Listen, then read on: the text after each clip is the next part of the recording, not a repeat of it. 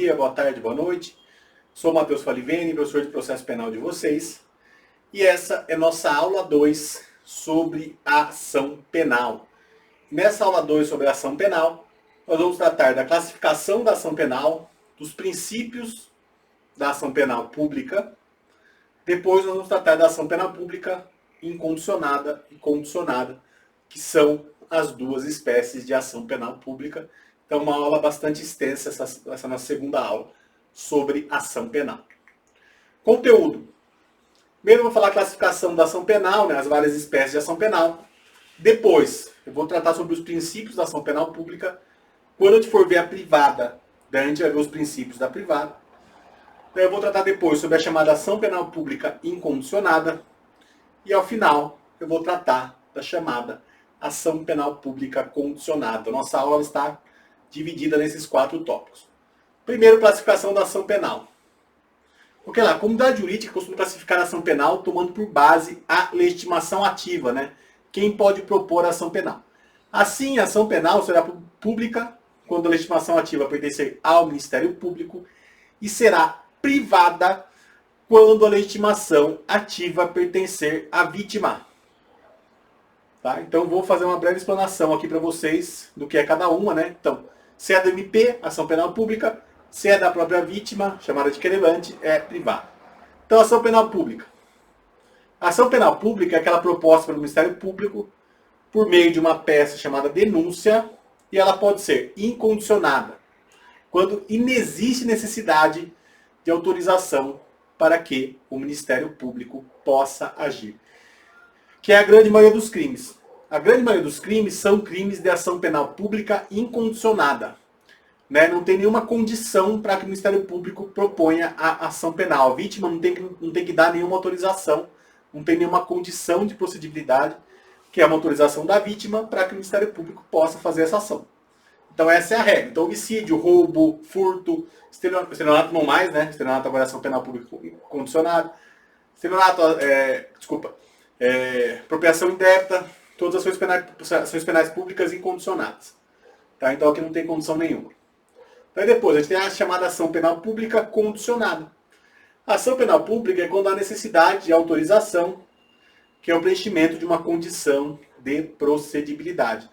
E essa condição pode ser a chamada representação da vítima, por exemplo, no crime de ameaça, ou a requisição do ministro da Justiça, por exemplo, no crime contra a honra praticada contra o presidente da República.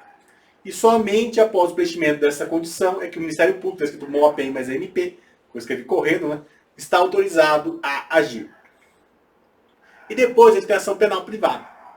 A ação penal privada é aquela que é proposta pela própria vítima por meio de uma peça chamada queixa ou queixa-crime, e ela admite basicamente 3 espécies. Primeiro, a gente tem a chamada ação penal privada exclusivamente privada.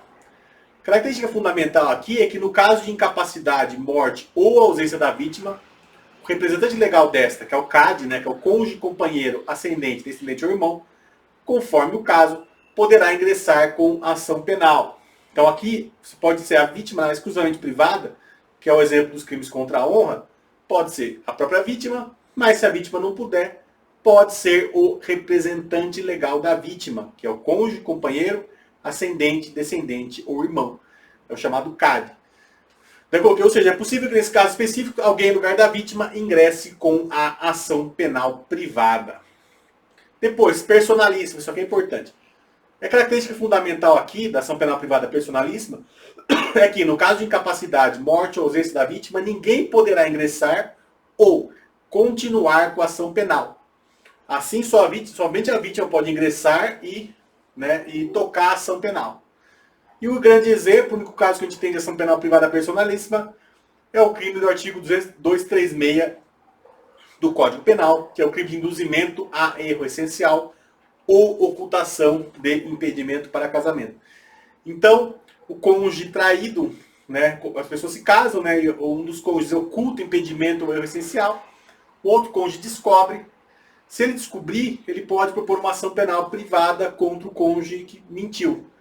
Só que a ação penal privada é personalíssima. Só o cara que levou a mentirada, tomou um chifre aí, entre aspas, é que vai poder fazer isso. Tá? Não pode uma terceira pessoa que viu fazer. Nem se ele morrer, não vai poder nenhum parente fazer, porque a ação penal aqui é personalíssima.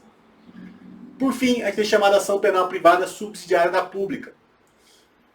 Que acontece no caso de ação pública quando o Ministério Público permanecer inerte nos prazos para oferecimento da denúncia, que está lá no artigo 46 do Código de Processo Penal, que a gente vai ver na aula 3.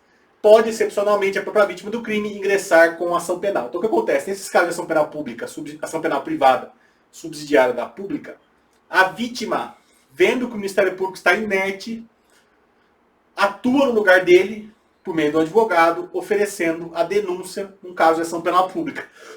Aqui em São Paulo isso é bastante raro, tá? É muito difícil você ver isso aqui em São Paulo. Porém, em outros estados que tem um Ministério Público menor, mais fraco, que não está em todas as comarcas, é comum acontecer isso. Sei lá, tem um homicídio, não tem promotor na comarca para oferecer denúncia. O que a família da vítima faz? Vai lá e contrata um advogado para oferecer uma ação penal pública, uma ação penal privada, desculpa, subsidiária da pública. Aqui em São Paulo eu vi isso na minha vida como advogado, já nesses 10 anos, só 4 vezes. Mas eu sei que em outros estados é comum ter um colega advogado que atua no estado do Nordeste, que ele faz basicamente isso. Ele faz ação penal privada, subsidiária da pública, em caso de homicídio, porque lá não tem comarca que fica sem promotor, 2, 3 anos sem promotor, e se não fizer isso, não vai para frente o caso. Tá? Então amanhã eu vou explicar, a hora que for explicar a ação penal privada, vou explicar direitinho para vocês como é que funciona a ação penal privada, subsidiária da pública. Bom, continuando, o tema importante que a gente tem são os princípios da ação penal pública. Né? Antes de estudar a ação penal pública, a gente tem que ver quais são os princípios que regem essa espécie de ação penal, que são um pouco diferentes da ação penal privada, que a gente vai ver quando estudar a ação penal privada. Aqui a gente vai ver esses aqui, porque eles são bem importantes, e é importante saber antes de estudar a espécie de ação penal pública. O primeiro princípio que a gente tem é o chamado princípio da obrigatoriedade. Coloquei lá, o princípio da obrigatoriedade ou da legalidade processual significa que presentes os requisitos legais, que são as condições da ação, né? O Ministério Público está obrigado a patrocinar a persecução penal, oferecendo a denúncia.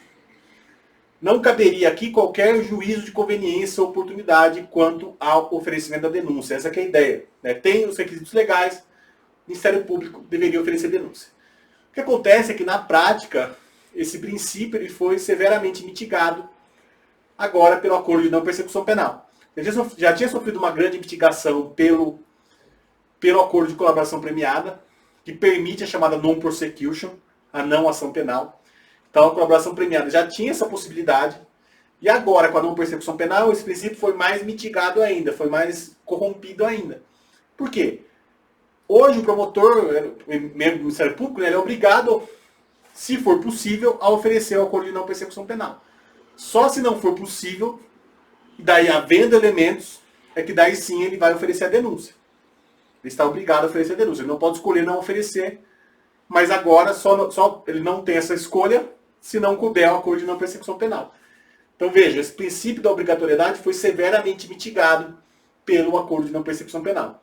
Mas, como a doutrina continua tratando dele, eu coloquei ele aqui no slide também para dizer para vocês que ele existe, a ação penal é obrigatória, desde que presente os requisitos e desde que não caiba acordo de não persecução penal.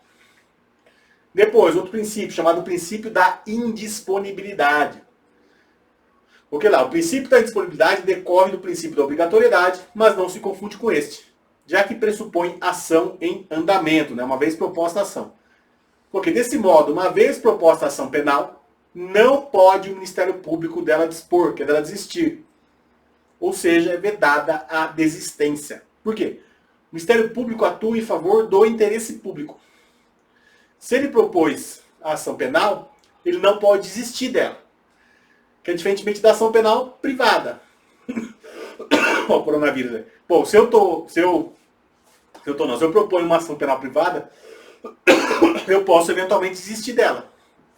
Mas na ação penal pública, não.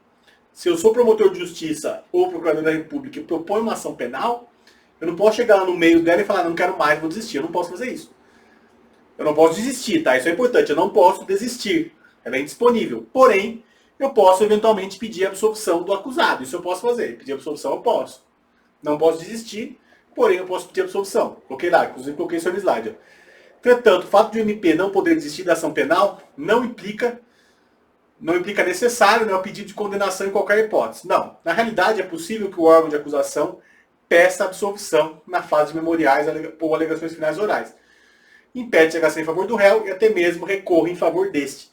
Então o que acontece? O Ministério Público ele não pode dispor da ação penal, mas ele não está obrigado a pedir a condenação. Se ele vê que o caso é de absolvição, ele pode sim pedir, requerer, né, a absolvição do acusado, certo? Então é o chamado princípio da indisponibilidade. Depois, outro princípio importante, chamado princípio da intranscendência ou da pessoalidade. Isso aqui é bem importante também, né? Colocar lá, o princípio da intranscendência ou da pessoalidade significa que a ação penal só pode ser proposta em face de quem se imputa a prática do delito. Ou seja, só pode figurar no polo passivo da ação penal quem supostamente cometeu a infração penal, e não outras pessoas divergentes daquela. Isso é importante, tá? Você propõe a ação penal contra quem cometeu o crime. Não contra o filho do cara, o pai do cara, a mãe do cara. Não, isso não pode acontecer. Tá? Antigamente podia. Não é porque você tinha um direito processual penal não democrático, você podia propor contra a família do cara. Contra o cara e a família dele junto. Hoje não. Você tem o princípio da intranscendência, então a ação penal só pode ser proposta por aquele indivíduo que cometeu o ato, contra aquele indivíduo, que cometeu o ato criminoso. Eu coloquei, atenção, né, isso aqui é importante, que é uma questão de jurisprudência. Coloquei lá. O Supremo Tribunal Federal não reconhece a indivisibilidade como princípio da ação penal pública, mas apenas na privada. Então o que acontece? A ação penal é intranscendente, mas ela não é indivisível. Daí coloquei, antes de se aprofundar no assunto, cabe alertar que a indivisibilidade significa que, em caso de concurso de pessoas, a acusação não pode fracionar, dividir o polo passivo da ação penal, escolhendo quem irá processar. Na ação penal privada, que a gente vai ver mais para frente, é vedada a indivisibilidade. Na ação penal pública, não. O Ministério Público pode fracionar a ação. Tá? Isso não é proibido na ação penal pública, conforme orientação do Supremo Tribunal Federal. Então o MP pode propor ação contra alguns e deixar correndo as investigações contra outros para propor um pouco mais para frente, ou se for o caso, oferecer acordo de não persecução penal. Então, no caso da ação penal pública, não existe a chamada indivisibilidade. No caso da privada, que a gente vai estudar na aula 3, daí sim existe a chamada indivisibilidade. Então agora, próximo tópico, vamos estudar a ação chamada ação penal pública incondicionada. Deixa eu tomar uma água aqui, minha boca está seca. A gente vai estudar a ação penal pública incondicionada.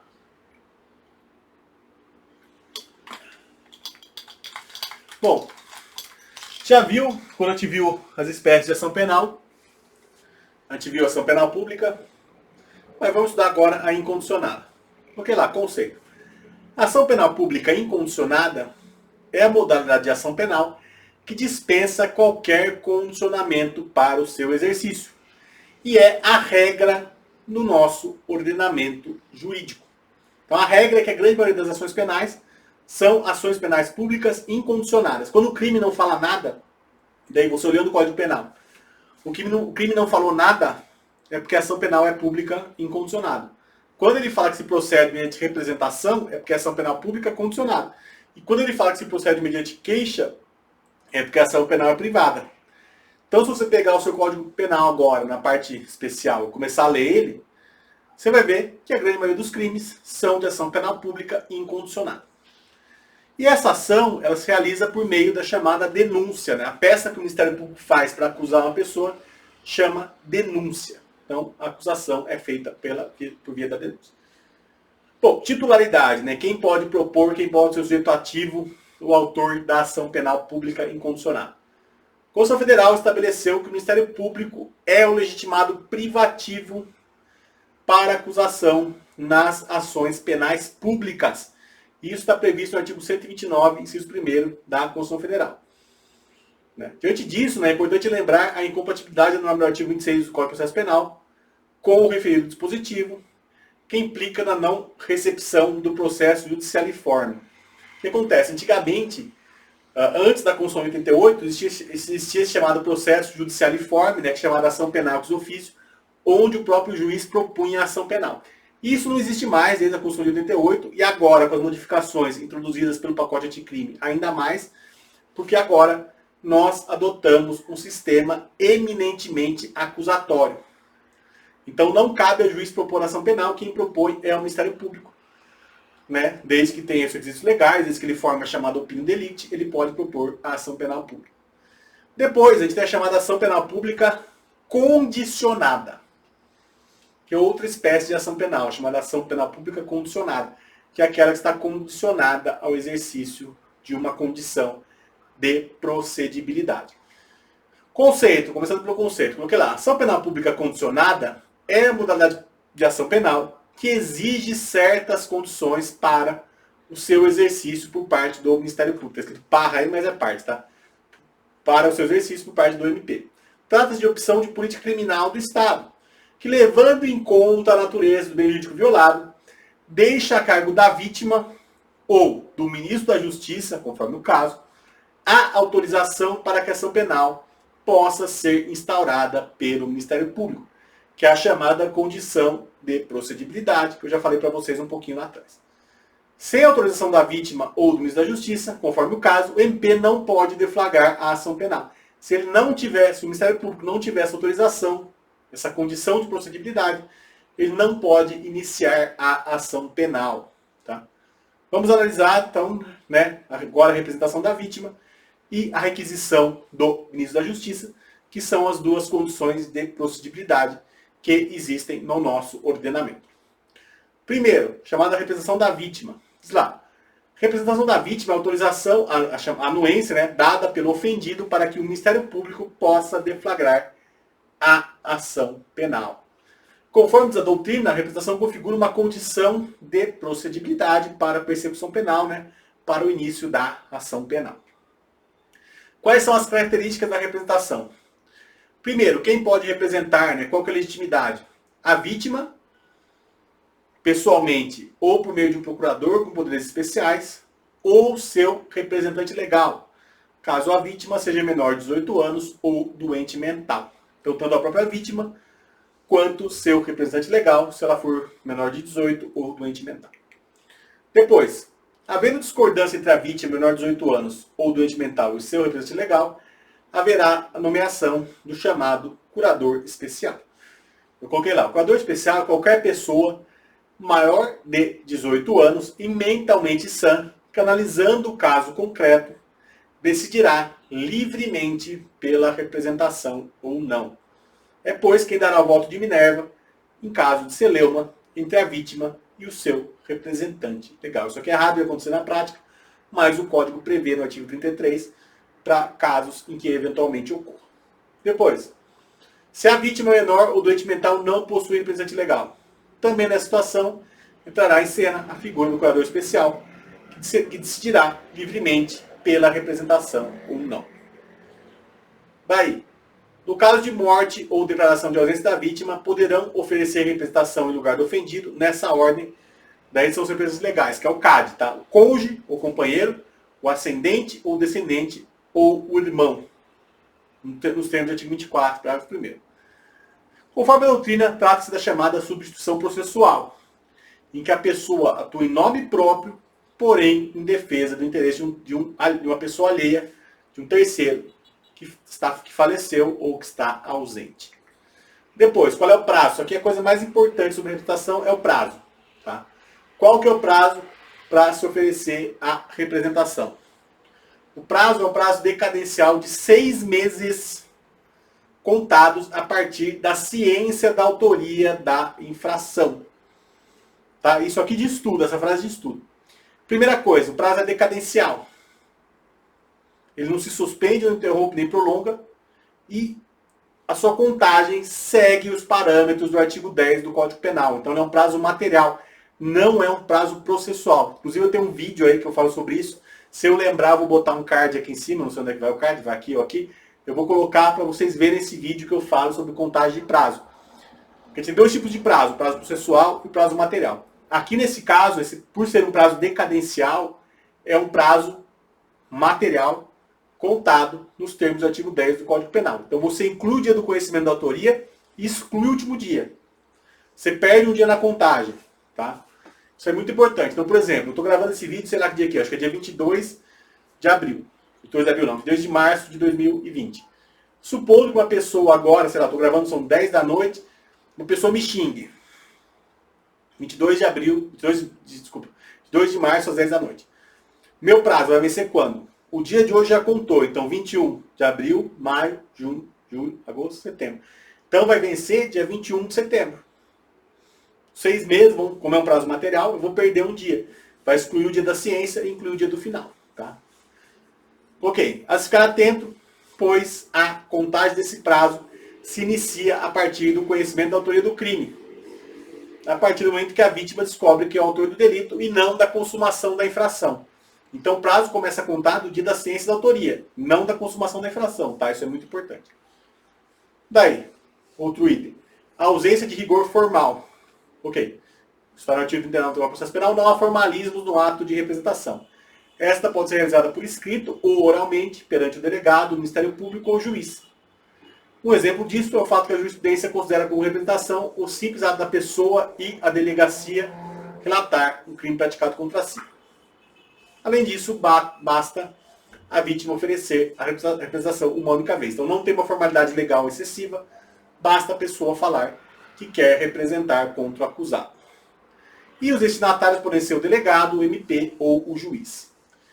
Por fim, para encerrar essa questão, né, da representação, né, você tem a questão da retratação. Porque lá é possível ao ofendido retratar-se, voltar atrás da representação ofertada anteriormente, até o oferecimento da denúncia. Então, enquanto não oferecida a denúncia, é possível haver a retratação. Após este prazo, não haverá mais como a vítima impedir a atuação do Ministério Público. Então, ofereceu a denúncia, não tem mais como se retratar. Tá aí. Eficácia objetiva da representação. Isso aqui é importante, tá? Porque lá, efetuada a representação contra um só agente, caso o Ministério Público vislumbre que outros indivíduos também contribuíram para a empreitada criminosa, poderá incluí-los na denúncia. Porque a vítima, ao representar, está autorizando o Ministério Público a agir contra o agente objeto da representação. Não só contra ele, mas contra todos os outros possíveis participantes da prática delituosa. Tá? Daí, continuando. A representação ela incide sobre os fatos narrados pelo ofendido e não sobre os seus autores. Então ela pode se estender para outras pessoas que não se sabia naquele momento que tinham concorrido para a prática criminosa. E por fim, a inexistência de vinculação do Ministério Público. Coloquei assim. A representação não vincula a opinião delicti do Ministério Público. Mesmo que a vítima represente, o órgão acusador pode discordar do ofendido. Por exemplo, oferecer um crime diverso ou ainda arquivar, né, a representação por não vislumbrar acerca da materialidade ou autoria delitiva no caso concreto. Então, mesmo a vítima tendo representado, quem exerce ação penal é o Ministério Público. Então, se o Ministério Público entender que o crime é outro, ou que tem que arquivar o caso, ele pode ir lá e arquivar. Tá? Depois, questão da requisição do Ministro da Justiça.